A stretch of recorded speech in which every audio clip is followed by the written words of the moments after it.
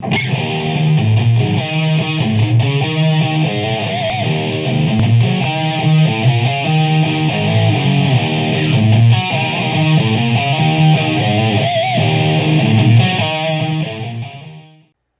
guys, Sam, Silent Solutions, back at you with another Patreon video. Real quick, I wanted to talk about what happened to me in Las Vegas at SHOT Show. And it wasn't just me, it was my buddy John as well. As some of you may know, I was the victim of a theft, a break-in, whatever you want to call it.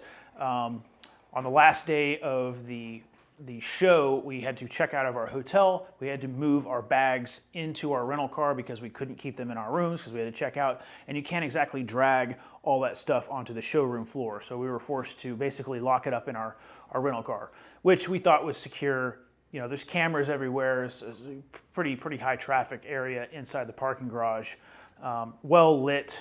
I mean, it was during the day, but it's not exactly the shadiest area in the world. Anyways, probably an hour or so after we locked it up, as far as what we can deduce from our timetable, somebody was able to gain entry into the vehicle. They kind of hid in the shadows, so we didn't get any very good security footage of the incident. And basically, somebody or several individuals opened up the car. There was no forced entry, so we think maybe they intercepted the key fob and they were able to just walk up and electronically pop the trunk. But they walked off with about 4 or 5 bags. 3 of the bags were mine. 2 of the bags were another instructor, John Jew's stuff. They stole his medications and his CPAP machine and a bunch of dirty laundry.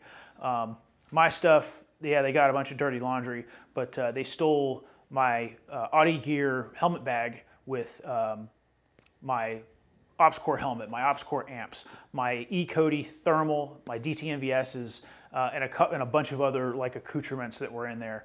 On top of that, they stole my laptop computer, had a ton of IP and really kind of quasi-sensitive stuff on that. So that ended up going away. And in total, it was about $33,000 worth of gear that they walked off with, which sucks. If you've ever been a victim of theft, not something I recommend. Fortunately, on my part, I was able to get insurance to help me out. After it was all said and done, I'm still in the hole about $10,000, which sucks. Those of you who were nice enough to purchase a shirt to kind of offset that burden, I truly appreciate that. That was a big deal. Helped me, in more ways than one. So if you guys did do that, I really appreciate you guys buying those shirts and merchandise. I may do another run of them, but that's basically what happened. LVMP, which is a police department there, they were super great, easy to work with for the most part. We had one of our alumni kind of take the reins on it, and he took a vested interest in helping us. And to this day, he's still investigating that stuff. And maybe something will turn up. Who knows? Probably not. The cartel's probably got it at this point, but we'll see what happens. Unfortunately, John Jew's insurance company told him to pound sand, so he was out a couple grand. His CPAP machine, those things aren't exactly cheap, and then the clothing and some other stuff that he lost totaled up to be several $1,000s. So he was asked out of that.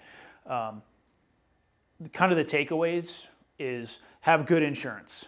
Pay more money for a good insurance policy that will cover your valuable personal property. I urge all of you to go out and update your insurance policy on all of your gear, or at least the gear you care about, because you never know when something's going to happen. Whether it's theft, fire, water damage, storm damage, something along those lines, make sure you're covered. Make sure you're not finding out what coverage you do have and don't have after something happens. So if you need to call up your insurance company and ask some pointed questions and update your policy and pay a little bit more money, I highly recommend you do.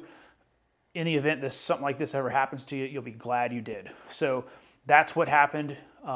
It was a big learning, moment experience for all of us, and it sucks. And I don't recommend anybody go through with it. And if you were one of the folks that was nice enough to help me out, I do truly appreciate it. And if I have any more updates on the the event, I will surely pass that on to you guys. And if you see that stuff out there, if you see some 41.9 SNR tubes on the market, let me know. So anyways, thanks again for helping me out, guys, and thanks again for being a patron. All that stuff, helps me kind of climb out of that financial hole that I'm in. But until next time, thanks for tuning in. Thanks for being a patron. See you on the backside.